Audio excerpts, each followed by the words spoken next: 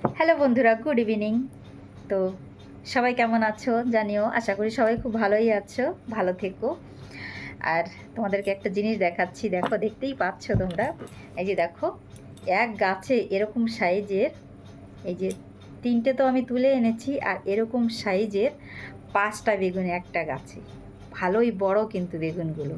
হ্যাঁ, দুটোয় আধা কেজির উপরে হয়ে যাবে এই দুটো বেগুনে, এই দুটো বেগুনে। আরও তিনটে আছে।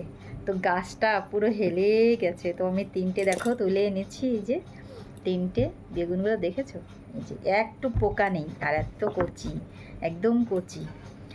তো আজকে সারাদিন রান্নাবান্না হয়নি। কালকে তো গ্রহণ ছিল, কালকেও সারাদিন রান্না হয়নি। আর তোমার 7:30টার দিকে রান্না করেছি।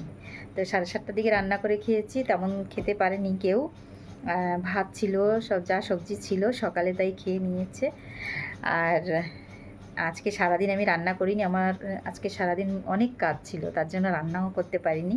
তো এখন রান্না করব, তাই গাছের কাছে গিয়ে দেখি এরকম সাইজের 5টা বেগুন এক গাছে। তো তাই তুলে আনলাম, এখন রান্না করব সবজি। সব কিছু গুছিয়ে গেছে এনেছি। আর এত পরিমাণে শাক খেতে ইচ্ছে করছে যে, তো আজকে না স্প্রে করেছে গাছে, তার জন্য শাকও আমি তুলিনি। তো এই যে অল্প কিছু তোমার হেলাঞ্চের শাক অল্প কিছু তাই তুলেছি। সবাই বলে যে রাত্রে শাক খেতে নেই, তো আমার খেতে ইচ্ছে করছে, আমি খাবো, অত বারণ টারণ শুনবো না। আর এই দেখো, ধনে পাতাও কিছু তুলছি। আর আরও আছে, হ্যাঁ, আরেক মাসি গ্রাম থেকে, এই যে আমার সাইডে যে গ্রাম, আমি যেখানে থাকি সাইডে একটা গ্রাম আছে, ওই গ্রাম থেকে তোমাদের সঙ্গে শেয়ার করেছিলাম একদিন।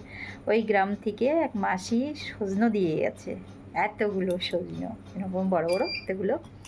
তো ওই সজনো দিয়ে বেগুন আলু দিয়ে না সুন্দর একটা তরকারি রান্না করব। তো চলো রাখি। আর আমার ভিডিও কেমন লাগলো তোমরা জানাবে। আর আমার বেগুনগুলো কেমন হয়েছে কমেন্ট করে কিন্তু জানাবে সবাই।